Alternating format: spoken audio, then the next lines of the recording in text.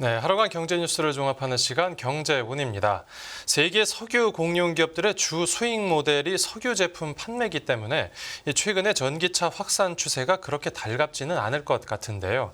그런데도 세계적인 석유 기업들이 전기차 관련 투자를 늘리고 있어서 그 배경이 궁금해지는데 자세한 내막 홍 기자의 뉴스 포인트에서 바로 만나보겠습니다. 지금 자리에 홍경표 기자 나와 있습니다. 안녕하십니까? 안녕하세요. 네, 이 석유 회사들이 석유와는 좀 거리가 멀어 보이는 전기차 산업에 관심이 많다고요. 맞습니다. 글로벌 전기차 시장이 수요 둔화로 침체에 빠졌다는 우려가 최근에 커지고 있는데요. 네. 이 미국 석유 기업 엑슨 모빌을 비롯해서 쉘, BP 등 이제 글로벌 석유 기업들은 이러한 시기에 오히려 잇따라 전기차나 배터리 관련 산업 투자를 늘리고 있어서 상당히 눈길을 끌고 있습니다. 네. 내연 기관차의 덕을 많이 보는 이 석유 공룡들이 역설적으로 전기차 생태계 조성에 또 기여하는 셈이죠. 미국 석유 기업 엑손 모빌은 이제 미국 아칸소주에서 배터리 소재인 이 리튬 매장지를 매입을 해서 리튬 채굴에 나서고 있습니다.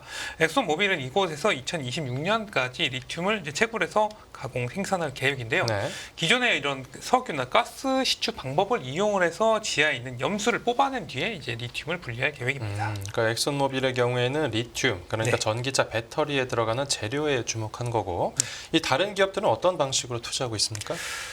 이게 주유소의 경우에 이 석유 기업의 어떤 거점이라고 할 수가 있겠는데요. 네. 그런데 이를 팔고 최근에 이제 전기차 충전소를 석유 기업들이 짓고 있습니다. 예. 쉘은 공용 전기차 충전기를 2022년 27,000개에서 작년 말에 2배 가까이 늘렸어요. 2030년에는 이제 30만 개까지 대폭 확대한다는 구상을 발표하기도 했습니다. 네. 반면에 이제 전 세계 한 4만 7천 곳의 주유소를 가지고 있는데 여기 한 1,000곳을 올해와 내년에도 매각을 할 계획이고요. 예. 또 쉘은 작년 3월에 미국 전기차 충전 기업 볼타를 1억 7천만 달러 인수를 하기도 했습니다. 또 프랑스 에너지 기업 토탈 에너지는 독일과 네덜란드에 있는 이 주유소 1,500개 가량을 캐나다 편의점 체인 이제 쿠시탈에 매각을 하기도 했습니다. 네. 토탈 에너지도 전기차 충전 인프라 확보에 주력을 하고 있고요. 현재 유럽을 중심으로 5만 5천여 개의 전기차 충전기를 구축했습니다. 네. 그리고요? 또 영국 BP는 이제 미국 내 전기차 충전 네트워크 확보를 위해서 초고속 충전기 테슬라의 슈퍼차저를 대규모로 주문했다고 발표를 하기도 했는데요. BP 같은 경우는 2030년까지 이게 미국 전역의 이제 충전소에 최대 10억 달러를 투입할 계획입니다. 이게 상당히 모순적인 행보로 보이는데 네. 이렇게 글로벌 석유 기업들이 전기차 사업에 본격적으로 뛰어든 이유는 뭡니까? 역시 미래의 먹거리를 찾기 위해서다 이렇게 볼 수가 있겠는데요. 네.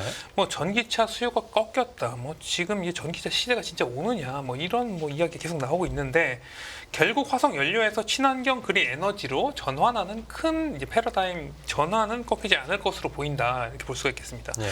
이 화석 연료 사업의 대표 주자인 이제 석유 회사들도 이를 미리 대비하고 있는 것으로 볼 수가 있겠고요. 네. 사우디 등 산유국들이 대규모 친환경 투자에 자본을 가지고 나서는 것도 이런 맥락 중에 하나라고 볼 수가 있겠습니다. 예.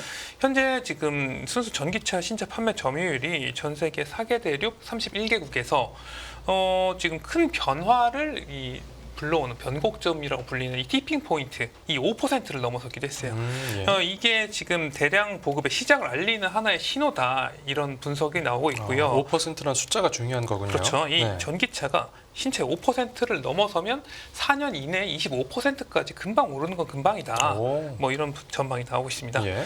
그래서 여기에 이제 대규모 자본을 가지고 있는 석유 회사가 전기차 개발에 뛰어들면서 산업에 뛰어들면서 지금 이렇게 계속 침체기에 있는 전기차 침체기 단축이 되고 네. 전기차 시장이 또 만개할지도 좀 주목이 되고 있습니다. 네, 이 전기차 시장 흐름 앞으로 계속 지켜보도록 하고요.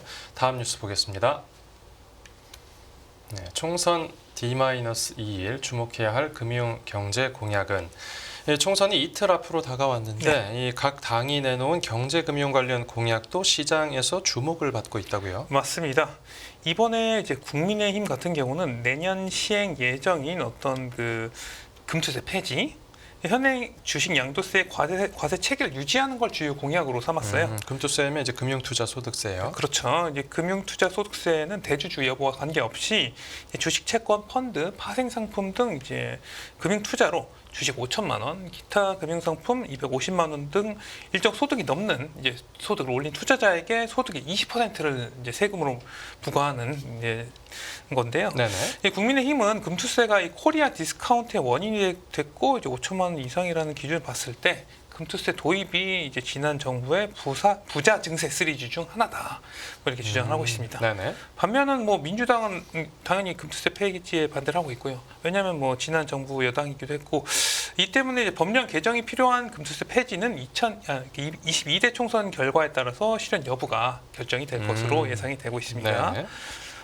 민주당은 이 금투세 폐지에 동의하지는 않는 대신에 이 투자자들의 표심을 얻기 위해 비트코인 현물 ETF 국내 이제 가상 자산에 대한 규제를 완화하는 공약을 내걸었습니다. 네. 올해 1월 미국이 이제 현물 ETF 승인을 했잖아요. 네네. 우리나라도 이에 발맞춰서 가상자산 현물 ETF를 허용을 하겠다는 것이죠. 네. 민주당은 또 신규 가상자산 발행에 있어서 이 신고제가 아니라 허가제로 하고 매매 차익에 대한 이제 소득세 공제 한도를 최대 5천만 원까지 늘리겠다는 내용도 공약에 포함을 했습니다. 그러니까 여야가 네. 지금 금융투자소득세 그리고 가상자산에 대한 규제 완화 이 공약으로 맞붙은 모습이네요. 맞습니다. 네.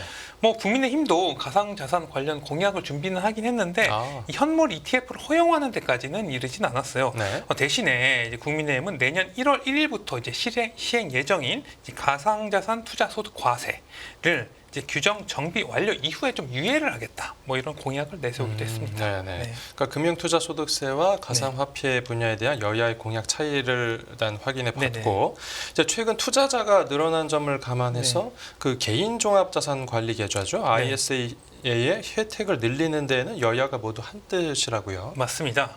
현재 ISA는 그 연간 2천만 원을 한도로 총 1억 원까지 납입이 가능한데 네네. 이 발생한 수익에 대해서는 200만 원까지 비과세가 이제 적용이 돼요. 국민의힘은 납입 한도와 비과세 한도를 늘리겠다는 공약을 내놨습니다. 연간 납입 한도는 이제 2배 상향해서 총 2억 원, 연간 4천만 원까지 납입을 할 수 있게 하고요. 네. 비과세 한도도 500만 원 확대하기로 했습니다. 민주당은 납입 한도에 대해서는 뭐 이제 국민의힘보다 좀 작은 연간 3천만 원을 제한을 했는데 네. 투자 대상을 확대를 하고 이 발생한 수익에 대해서 전액 비과세하자. 파격적인 공약을 내세우기도 했습니다. 예. 그리고 지금 민주당은 이 ISA 투자 대상을 국내 주식이 아니라 해외 주식에까지 좀 확대할 계획입니다. 요새 네. 미국 네. 주식 투자자들이 늘어난 걸 좀 염두에 둔 것 같네요. 맞습니다. 그리고 여야 모두 이제 물가 안정 그리고 서민 경제 활성화를 전면에 내걸었는데 네. 구체적인 방안에 있어서는 어떤 차이를 보이고 있습니까? 국민의힘은 이제 거시경제 측면에서 감세 정책을 내놨고요. 네. 민주당은 민생 지원금을 가지고 왔습니다. 민주당 이재명 대표는 이제 국민 모두에게 1인당 25만 원, 4인 가구당 이제 평균 100만 원을 지급하는 내용의 민생 회복 지원금을 추진하겠다고 밝힌 바 있습니다. 예. 필요한 예산이 약 13조 원 가량인데 이는 이제 국채를 발행하고 뭐 예산 조정 등을 통해서 마련할 계획인데요. 이 고금리 고물가로 이제 민생 경제가 어려워지면서 나타난 이 소비 감소가 이 내수 경기 악화로 이어진 악순환을 끊기 위해서 이 소득을 지원해야 된다는 게 이제 민주당의 논리인데요. 네. 이에 대해서 이제 국민의힘은 돈 풀기가 오히려 물가를 더 올릴 수가 있다면서 우려를 표하기도 했습니다. 대신에 이제 국민의힘은 부가가치세 인하를 내걸었습니다. 네. 이 가공식품과 설탕, 밀가루 등 서민 생활과 밀접한 분야에서 있어서 한시적으로 부가세가 지금 10%인데 5%로 내리겠다. 뭐 이렇게 공개를 했습니다. 또 지금 세율이 낮은 이제 간이과세자 적용 매출 기준을 이제 상향 조정해서 이제 간이과세자 수를 좀 늘리겠다. 고 했는데요. 네.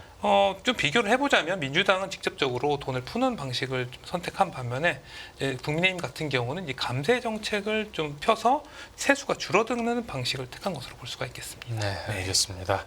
이 총선을 앞두고 여야의 경제 금융 공약 비교해 봤고 다음 뉴스 보겠습니다.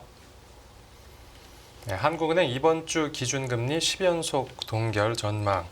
예, 이번 주 금요일에 한국은행의 금융통화위원회 회의가 예정돼 있는데 이번에도 금리 동결 결정이 내려질 가능성이 크다고요. 네, 맞습니다. 한은이 이번 주에 뭐 큰 이변이 없는 한 기준금리를 현재인 3.5%로 유지할 가능성이 상당히 큽니다. 네. 이 시장의 이제 지배적인 의견이고요. 이 금융시장에서는 올해 금리를 내리는 어떤 통화정책 전환을 좀 기대를 하고 있는데 네. 이 구체적인 시점이 언제인지가 가장 큰 관심사라고 볼 수가 있겠지만 지금 지금 이 시점이 전반적으로 좀 늦춰지는 분위기다 이렇게 볼 수가 있겠습니다. 네네. 일단 이달은 아닌 것으로 좀 보이고요. 최근에 이제 물가 경로의 불확실성이 높아지고 있습니다. 네. 우리나라 소비자 물가 상승률이 올해 1월 반년 만에 2%대로 내려와서 좀 꺾이는 듯 했으나 이 농산물 가격 상승, 사과 가격 등으로 인해서 이 반등해서 2월과 3월 두 달째 3%를 나타내서 고물가가 계속 이어지는 추세였습니다. 그래프를 봐도 확실히 알 수 있네요. 네, 맞습니다. 또 원유가 또 계속 오르고 있는데 이 원유 선물 가격이 지정학적 불안에 공급 차질 우려가 불거지면서 배럴당 90달러까지 올랐거든요. 네. 에너지 위기도 고조되는 상황입니다. 그래서 물가 경로가 하느니 생각하는 만큼 좀 내려오진 않았고요. 네. 그리고 이제 가계부채 증가 우려도 한은의 조기 금리 인하를 막는 요인으로 거론이 되고 있어요. 이 고금리가 지속되면은 이미 빚을 진 사람들의 어떤 부담은 크지만 만약에 금리를 내린다고 하면은 빚이 더 늘어날 가능성이 있어서 한은도 상당히 고심이 커지게 됐습니다. 딜레마 네. 상황이네요. 최근 미국 중앙은행인 연방준비제도 내부 분위기를 살펴봐도 네. 이 한국은행이 기준금리 동결을 할 수밖에 없는 상황이라고요. 맞습니다. 미국 연준이 최근에 이 금리 인하에 신중할 필요가 있다는 분위기를 조금씩 만들어가고 있어요. 네. 제롬 파월 연준 의장은 이달 3일에 이제 물가 지표가 최근 2개월간 예상을 웃돈 것을 두고 이게 일시적으로 뛰어오른 것인지 아닌지를 좀 더 지켜볼 필요가 있다 이렇게 말을 했습니다. 예. 우리나라처럼 지금 미국 소비자 물가 지수도 시장 예상보다 높았고요. 고용 지표도 이제 시장 예상을 웃돌고 있어서 6월에 연준이 과연 이제 금리 인하에 나설 수 있냐 이런 기대 자체가 좀 약해졌고요. 예. 올해 금리 인하 자체가 어려울 수 있다 이런 연준 위원 발언도 나오면서 긴축이 더 길어질 수 있다는 전망도 커지고 있습니다. 결국 지금 우리나라가 미국보다 금리를 먼저 내리기는 좀 힘든 상황이니까 한은도 미국 분위기를 따라갈 수밖에 없을 것으로 보입니다. 이 먼저 금리를 내리기 어렵다라고 해도 네. 이제 우리 경기 상황을 감안하면 언젠가 시작을 하기는 해야 될 그렇죠. 텐데 이제 우리나라 기준금리 인하 시점으로는 언제가 가장 많이 거론되고 있습니까? 지금 이제 한은의 첫 금리 인하 시점은 올해 7월부터 올해 4분기까지 의견이 좀 갈리고 있는데요. 워낙 시장 불확실성이 좀 커지고 있으니까요. 네네. 결국에는 이 물가가 관건입니다. 네. 횟수도 한은이 물가 둔화 기조를 확인하는 데 따라서 한 번에서 네 번까지 상당히 다양해요. 네. 이제 하반기 네 번까지 금리가 인하가 가능하다 이런 의견은 지금 내수 경기가 침체된 상황에서 경기 부양을 위해 좀 필요하다 이런 의견이고요. 네. 한 번 금리 인하 같은 경우는 내수 부진은 문제지만 반도체 업황이 지금 개선되고 있으니까 아직 한은이 금리 인하까지는 적극적인 필요성을 못 느낀다는 의견이었습니다. 네, 알겠습니다. 네, 오늘 뉴스 포인트는 여기서 정리하겠습니다. 잘 들었습니다. 감사합니다.